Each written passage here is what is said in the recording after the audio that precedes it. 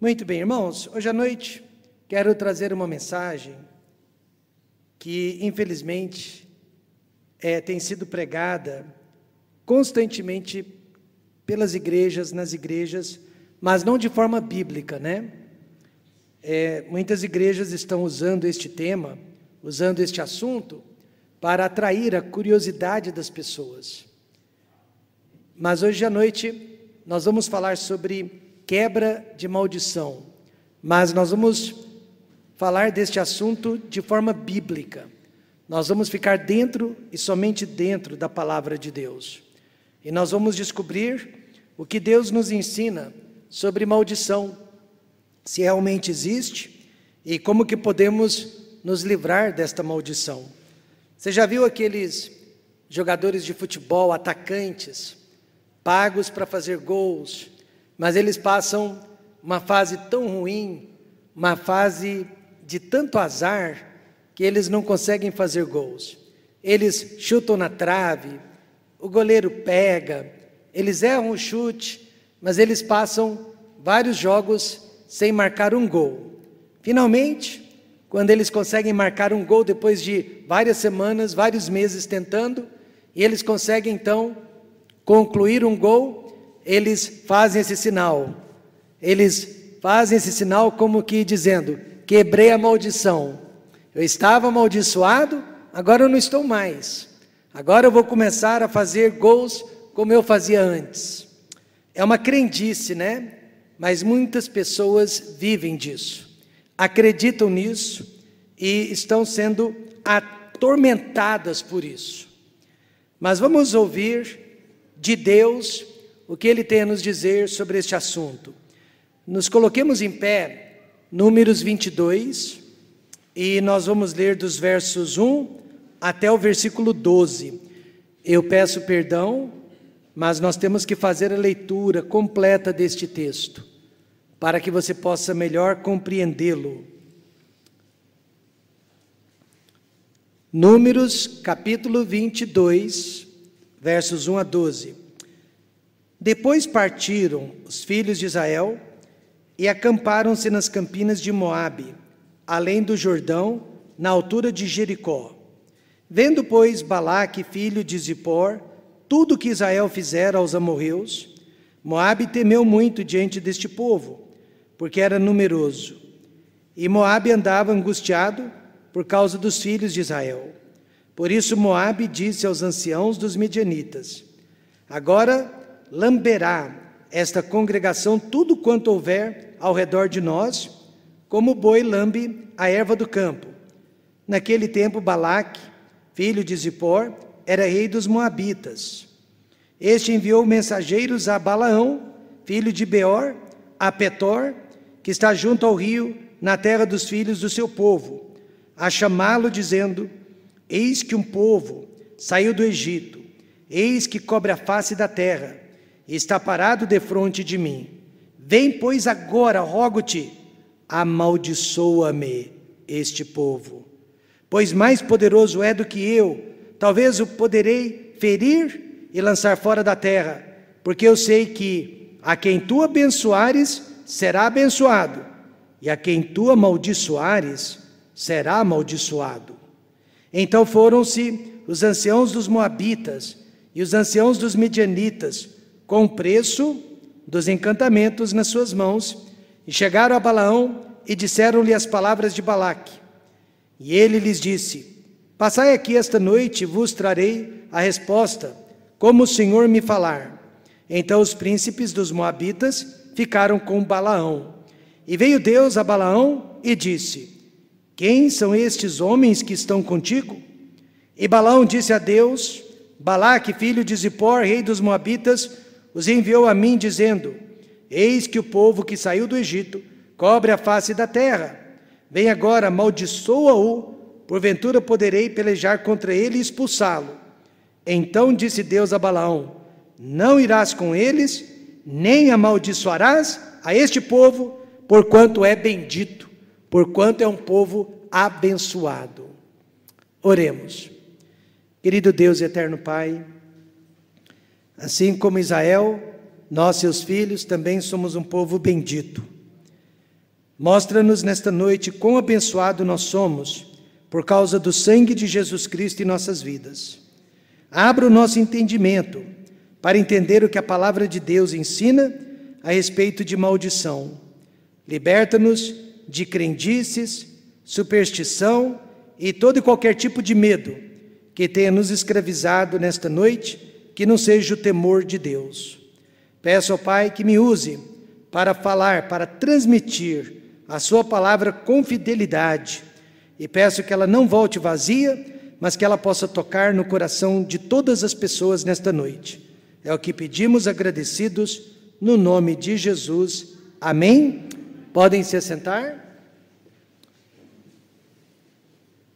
Nunca se ouviu falar tanto em maldição, praga, olho gordo, orações imprecatórias, como se tem ouvido e visto nos dias de hoje. Basta ligar a televisão. O que era uma crendice no meio religioso, agora virou chavões muito importantes no meio evangélico. Igrejas de todas as denominações estão atraindo milhares e milhares de pessoas através do marketing do medo. Estão dizendo que nada dá certo na sua vida, nada tem dado certo para você, porque você foi amaldiçoado. Você deve ter sido amaldiçoado pelo diabo, ou talvez até mesmo pela inveja, ou pela maldade de outras pessoas. Assim que nós chegamos à cidade de Goiânia, há 26 anos, no final do ano de 1993, nós conhecemos uma vizinha que já estava batalhando contra um câncer maligno, já há alguns anos. E ela havia sido convencida pela igreja que ela frequentava, que o marido era a causa daquele câncer, o marido era a causa daquela maldição, e que enquanto o marido não se convertesse, ela jamais seria curada daquele câncer, mas que se ele se convertesse a Jesus Cristo e principalmente fosse para aquela igreja, ela seria curada do seu câncer. Ela ainda sobreviveu mais alguns anos, mas brigando com o marido, acusando o marido, culpando o marido pela sua doença, pela sua dor. Finalmente ela veio a falecer, e eu nem preciso lhe dizer que aquele marido revoltado contra toda e qualquer tipo de igreja evangélica jamais passou na porta de uma igreja. Será realmente que uma pessoa pode amaldiçoar outra pessoa? A Bíblia, meus amados, diz que não. Veja comigo agora no capítulo 23, verso 8. Porque Balaão não pôde amaldiçoar o povo de Israel. Como amaldiçoarei o que Deus não amaldiçoa? E como denunciarei quando o Senhor não denuncia? Ele próprio, Balaão, reconheceu que não tinha poder, que não tinha autoridade para amaldiçoar o povo de Deus. Alguém diria, né? Mas este versículo se refere à nação de Israel e não se refere a nós que fazemos parte da igreja. Porém, a mesma promessa, esta mesma promessa foi feita também para nós da igreja, em Romanos capítulo 8, versos 33 e 34. Quem intentará acusação contra os escolhidos de Deus? É Deus quem os justifica. Quem é que condena? Pois é Cristo quem morreu, ou antes, quem ressuscitou dentre os mortos, o qual está à direita de Deus e também intercede por nós. Em outras palavras, nós também somos benditos, amém, irmãos? Israel era bendito e nós somos benditos. O medo, irmãos, é uma arma poderosíssima, que muitas religiões, não só igrejas evangélicas, estão usando para colocar as pessoas debaixo de uma canga, debaixo de um jugo, debaixo de dependência e escravidão. Porém a Bíblia, que é a palavra de Deus, diz que se você tem o Espírito Santo de Deus habitando em sua vida, Ou seja, se você já é salvo, você tem proteção.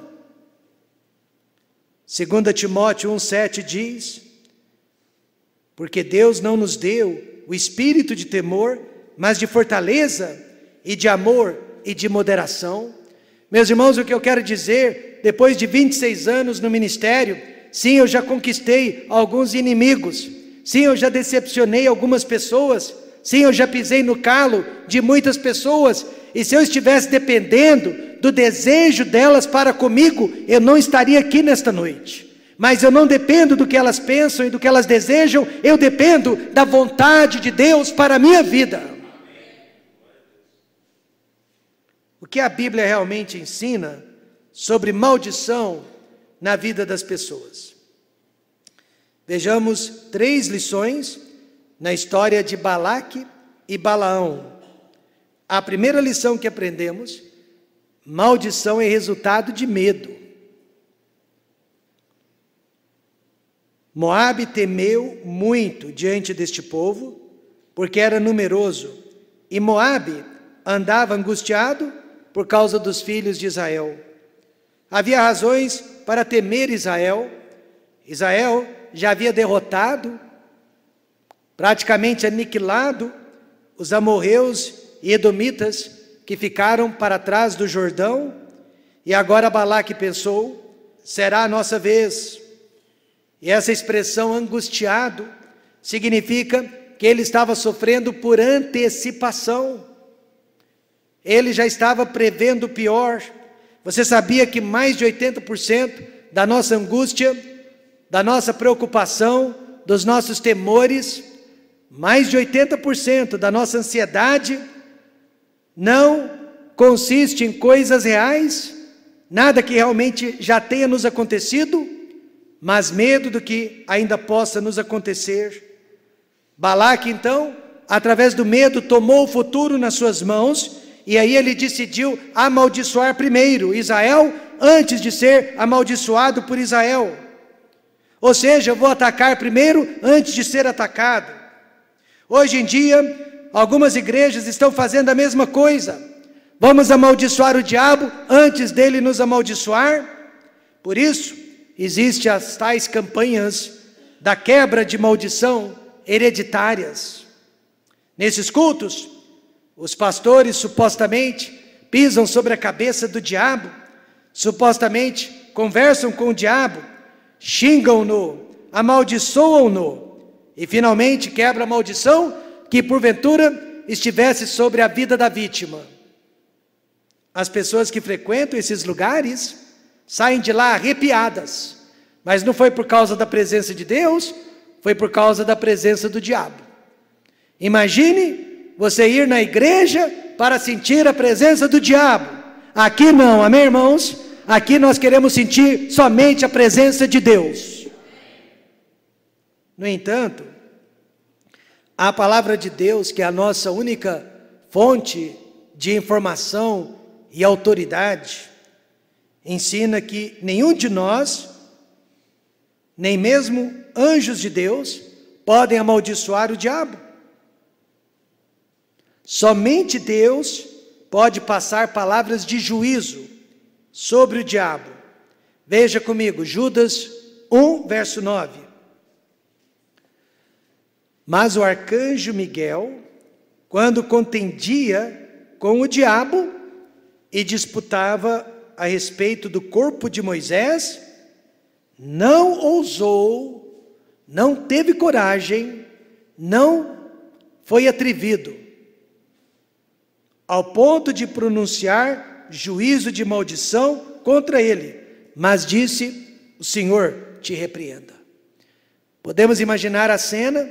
Moisés tinha acabado de morrer, o diabo apareceu querendo o corpo para si, e o anjo disse: não, esse corpo não te pertence, eu vou enterrá-lo. E o diabo disse: não, eu vou enterrá-lo. E os dois travaram uma batalha naquele instante. E apesar de toda a provocação do diabo, o anjo Miguel, o arcanjo Miguel, não ousou amaldiçoar o diabo. Agora, há várias pessoas nas igrejas com essa autoridade, se achando no direito de amaldiçoar o diabo, para não ser amaldiçoados por ele. Assim como Balaque, muitas pessoas estão sendo escravizadas pelo medo e por duas razões: ignorância dos fatos e fé no poder dos homens. Moabe temeu muito diante deste povo.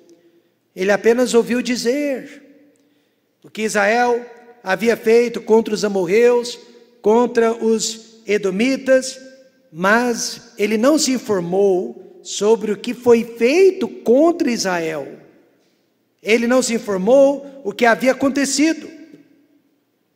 O que havia acontecido é que Moisés pediu permissão para esses povos, amorreus e edomitas, para poder passar através de suas terras. Moisés prometeu: nós não vamos beber da sua água, nós não vamos comer da sua comida, mas permissão foi negada. Pior ainda, esses dois povos atacaram Israel, Israel apenas se defendeu. Ignorância dos fatos. Se Balaque quisesse, poderia ter evitado confronto contra Israel, poderia ter evitado uma batalha contra Israel. Se ele tivesse conhecido a verdade, teria entendido que Israel era um povo de Deus, era um povo pacífico e era um povo justo. E assim também, muitas pessoas estão frequentando lugares de quebra de maldição, porque são ignorantes dos fatos bíblicos e históricos. O fato bíblico é que Jesus Cristo se fez maldição por cada um de nós, amém, irmãos? O fato bíblico: Jesus já foi amaldiçoado no nosso lugar.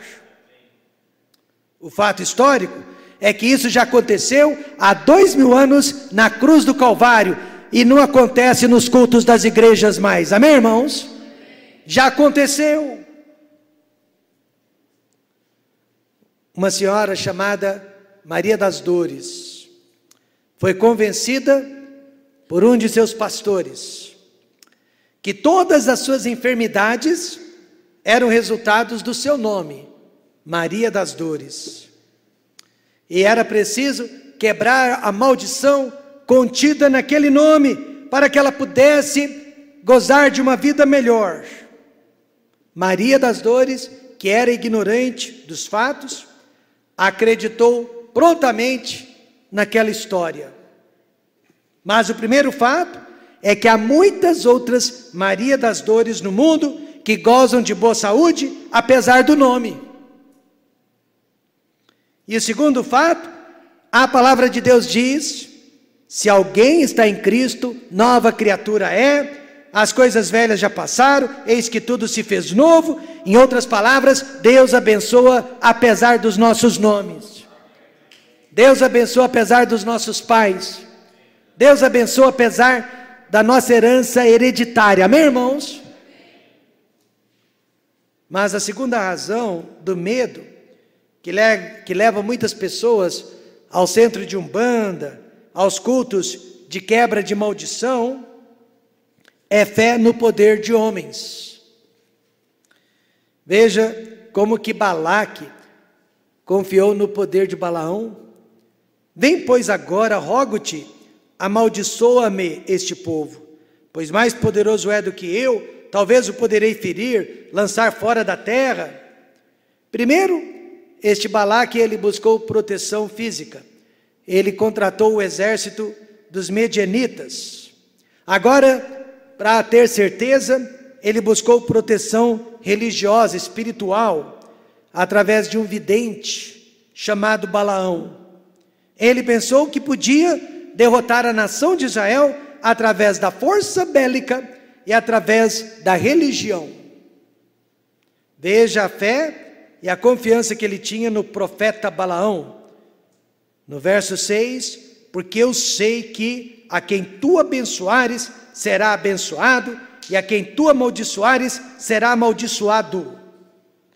Balaque realmente acreditou que Balaão tinha poder para abençoar ou amaldiçoar a vida de alguém. E assim também, muitas pessoas estão entrando nas igrejas, colocando a sua fé, a sua esperança nos homens, ou naquelas igrejas, e achando que esses homens representam o Senhor Jesus Cristo aqui na terra. Mas eu tenho uma notícia para dar a essas pessoas: Jesus Cristo só existe um, amém, irmãos? E Ele nunca dividiu a cruz do Calvário com nenhuma outra pessoa.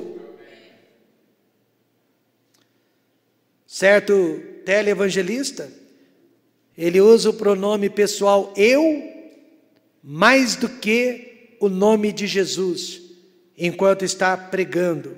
Ele usa o pronome pessoal eu várias vezes em suas frases de efeito. Eu vou orar sobre você, eu vou invocar uma bênção sobre você, eu vou quebrar qualquer maldição de sobre a sua vida, eu.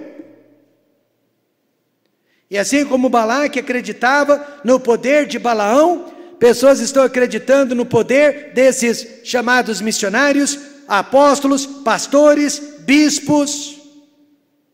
Mas veja o que a palavra de Deus diz a respeito do homem: qualquer homem que seja, inclusive este quem vos fala. Maldito o homem que confia no homem, faz da carne o seu braço e aparta o seu coração do Senhor. Maldição, meus amados irmãos, é colocar a nossa fé no homem ao invés de colocá-la em Deus. E o Salmo 39, verso 5 diz: na verdade, todo homem, por mais firme que esteja, é totalmente, diga alguém, você não passa de vaidade, você não passa de vaidade, cada um de nós aqui não passa de vaidade, mas Jesus Cristo é Deus. Muitos desses pregadores ou pregadoras sofrem de narcisismo, ou seja, eles se adoram e realmente acreditam que sejam messiânicos, têm poder sobre Satanás. Um deles até enxuga o suor do seu rosto durante os cultos que são televisionados, e aí ele promete que vai mandar aquele lenço sem lavar, suado, para a primeira pessoa que telefonar para o número que aparece no visor da televisão. Este lenço não serve nem para limpar o chão de nossa casa, porque é o lenço da idolatria e do sacrilégio. A maior maldição na vida de Balaque foi o medo. Medo que sentiu de Israel por duas razões: ignorância dos fatos, fé no poder dos homens. Em segundo lugar, nós aprendemos também: maldição é resultado de ganância. No verso 7 lemos: então foram-se os anciãos dos moabitas e os anciãos dos medianitas com o preço dos encantamentos, com dinheiro nas suas mãos, e chegaram a Balaão. Veja, irmãos, que essa história de maldição sempre começa com dinheiro. Balaque queria comprar o poder de Balaão, e Balaão estava disposto a vendê-lo. Isso prova que Balaão realmente não era profeta de Deus. Profetas que visam lucro, profetas que visam dinheiro, não são de Deus. Veja o que o apóstolo Pedro mesmo falou sobre Balaão em 2 Pedro 2,15. Os quais, deixando o caminho direito, erraram seguindo o caminho de Balaão, filho de Beor, que amou o prêmio da injustiça. Um jovem senhor começou a frequentar a nossa igreja, começou a demonstrar interesse pela nossa igreja, mas ele viera de outra igreja, de outra denominação, que não tinha nada a ver com a nossa. Então, curioso, eu lhe perguntei: o que o fez sair da outra igreja? Ele disse: nós tivemos que fechar as portas. E eu perguntei: por que vocês fecharam as portas? Ele disse: porque a igreja não estava dando lucro. Em outras palavras, não era uma igreja, era uma empresa. Uma empresa precisa dar lucro, uma igreja precisa glorificar a Deus. Nem preciso dizer que ele não durou muito tempo conosco. Balaque sabia como persuadir Balaão e fazer o que ele queria. Veja 2 resultados da ganância: desobediência à palavra de Deus e, consequentemente, correção da parte de Deus. Verso 12 nós lemos: então disse Deus a Balaão: não irás com eles, nem amaldiçoarás a este povo, porquanto é bendito. Israel era um povo abençoado por Deus. Balaão então teria evitado muitos problemas se tivesse obedecido à primeira ordem de Deus: não vá, não irás. Mas não obedeceu, porque ele estava atrás do prêmio da injustiça, ele estava atrás de recompensas. E assim também, nesta noite, meus amados, há muitos lugares que estão desobedecendo a palavra de Deus. Por quê? Porque eles estão olhando para números financeiros, quantitativos, eles estão olhando para o Ibope. Eu sei que nem sempre é o dinheiro. Às vezes é a vontade de fazer a igreja crescer, custe o que custar. Assim que eu cheguei em Goiânia, um irmão em Cristo me disse: pastor, quer ver a igreja crescer rapidamente? Separe cultos de libertação, de cura, de revelação, a igreja vai crescer. Eu disse: não posso fazer isso, porque eu tenho compromisso com a palavra de Deus. Amém, irmãos? Nós pregamos muito sobre o que Deus fala muito, nós pregamos pouco sobre o que Deus fala pouco, e nós não pregamos nada sobre o que Deus não fala. Falei com o pastor Batista, que foi presidente da Convenção Batista de seu estado por muitos e muitos anos. Na sua cidade mesmo, há cerca de 120 igrejas batistas. Porém, ele me disse que apenas 20 delas ainda eram batistas tradicionais históricas. As outras 100 já tinham sido todas infiltradas pelo esoterismo e superstição.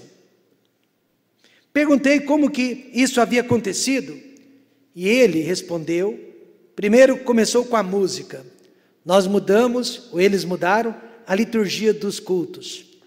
Introduziram a bateria elétrica, bateria eletrônica, a guitarra e outros instrumentos, e os jovens tomaram conta do louvor, e de repente transformaram as igrejas em palco de show.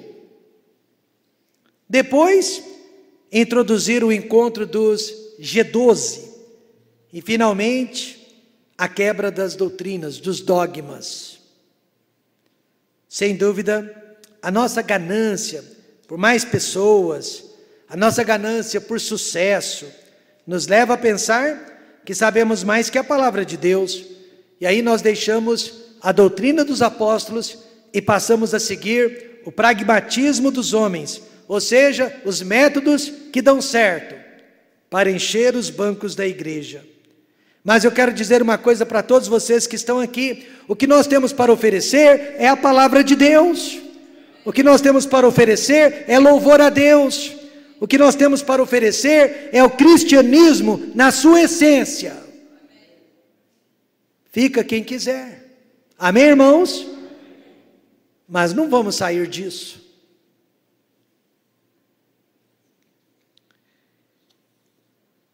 Obedecer é melhor que sacrificar. Além da desobediência, ganância pode também gerar correção de Deus sobre as nossas vidas. Olha o que aconteceu no verso 34. Então Balaão disse ao anjo do Senhor: pequei. Agora ele viu que pecou, né? Pequei, porque não sabia que estavas neste caminho para te opores a mim. E agora, se parece mal aos teus olhos, voltarei. Você percebeu?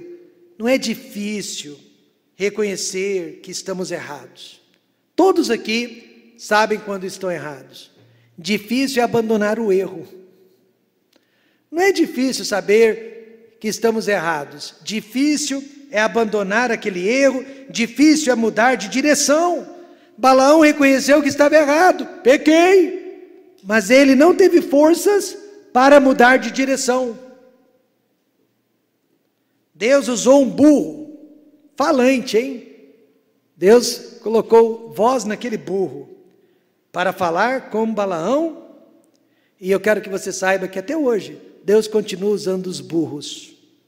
Nós somos burros, porque não aceitamos a metodologia dos homens, o pragmatismo religioso, e nós, burros, continuamos a seguir esse livro, que tem mais de 2000 anos de idade. Mas foi o burro que viu o anjo do Senhor. Amém, irmãos? Não foi o profeta. Foi o burro que se desviou do caminho do mal. Amém, irmãos? Não foi o profeta. Foi o burro que salvou a vida de Balaão, e não Balaão a vida do burro. E agora veja os versos 32 e 33. Então o anjo do Senhor lhe disse: porque já 3 vezes espancaste a tua jumenta, eis que eu saí para ser teu adversário, porquanto o teu caminho é perverso diante de mim. Porém a jumenta me viu, e já 3 vezes se desviou de diante de mim. Se ela não se desviasse de diante de mim, na verdade, que eu agora te haveria matado, e a ela deixaria com vida. O que eu quero dizer nesta noite, são essas igrejas burras que estão salvando a nossa família, amém, irmãos? São essas igrejas burras que estão nos protegendo do mal. Eu quero que você saiba nesta noite, eu prefiro ser um burro profeta do que ser um profeta burro, como foi Balaão. Maldição é resultado de medo, maldição é resultado de ganância. Em último lugar, maldição é resultado de escolhas erradas que eu e você fazemos. Veja verso 8 do capítulo 23. Como amaldiçoarei o que Deus não amaldiçoa? Como denunciarei quando o Senhor não denuncia? Balaão reconheceu que ele não podia amaldiçoar o povo bendito de Deus. Ninguém pode. Nem os moabitas, nem os amorreus, nem os edomitas. Israel, meus irmãos, estava acima da boa e da má vontade dos seres humanos. E assim também eu quero dizer nesta noite, Satanás, os nossos pais, os nossos vizinhos e até os nossos inimigos não podem nos amaldiçoar. Como podem amaldiçoar o que Deus justificou? Então, pastor, como explicar vários sofrimentos que ocorrem em nossas vidas? A Bíblia dá 2 explicações para os sofrimentos que acontecem conosco.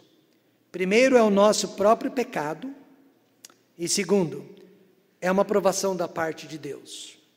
O pecado, no caso de Israel, foi o pecado da imoralidade e da idolatria. Lemos sobre este pecado, capítulo 25, versos 1 a 2. Israel deteve-se em Sitim, e o povo começou a, diga alguém, prostituir-se, imoralidade, com as filhas dos moabitas. Elas convidaram o povo aos sacrifícios, idolatria dos seus deuses, e o povo comeu e inclinou-se aos seus deuses. Veja então, Satanás não pode nos amaldiçoar, amém, irmãos? Nenhum ser humano tem poder de nos amaldiçoar, mas os nossos pecados nos amaldiçoam. As nossas escolhas podem trazer sofrimento de sobre as nossas vidas. Este foi o conselho de Balaão.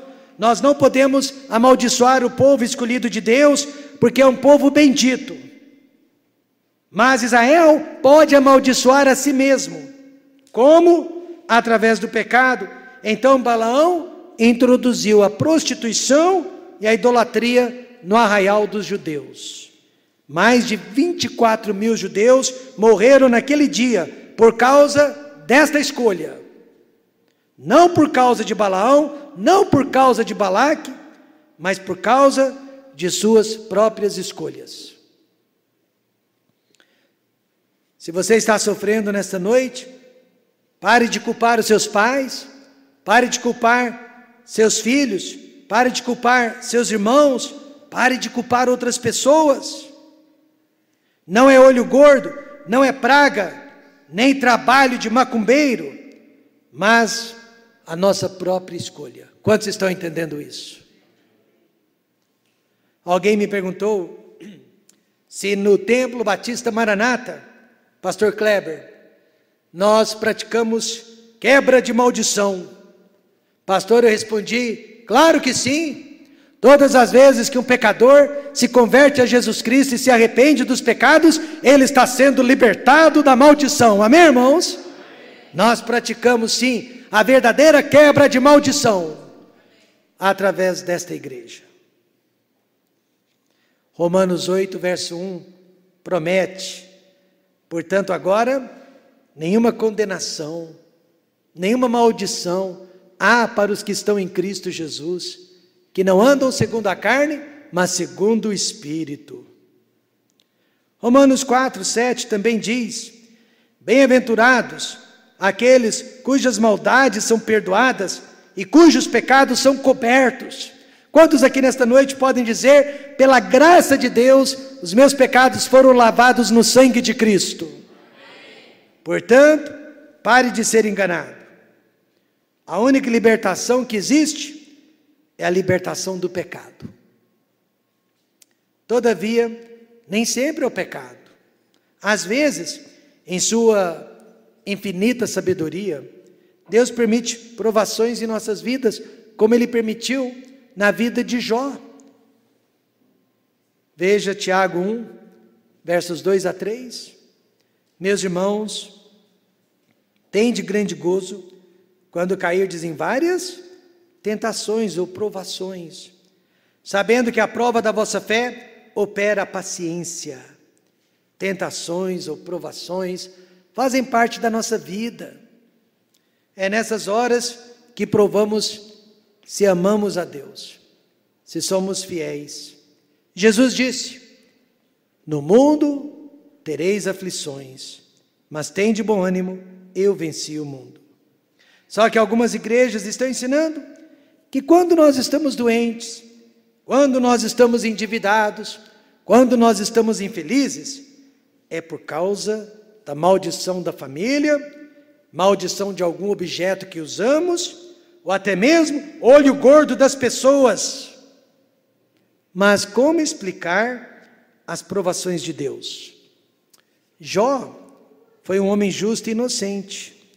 Ele não foi amaldiçoado por ninguém, ao contrário, ele era amado por todos.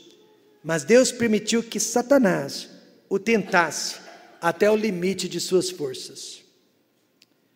Ninguém gosta de ser provado, eu não gosto. Até recentemente eu orei, ó Deus, dá-nos aí alguns dias de refrigério, amém, irmãos? Dá-nos aí alguns dias de refrigério, chega! Tiago 1,12 diz, bem-aventurado o homem que suporta a tentação, porque quando for provado, receberá a coroa da vida, a qual o Senhor tem prometido aos que o amam. Essa coroa da vida será dada somente para aqueles que foram tentados, provados e aprovados. Grave bem estas palavras. Como amaldiçoarei o que Deus não amaldiçoa? E como denunciarei quando o Senhor não denuncia? Guarde bem essas palavras. Sempre que a Bíblia faz referência a uma maldição, ela está associada à consequência de um pecado, e nunca às palavras ou desejos de outra pessoa.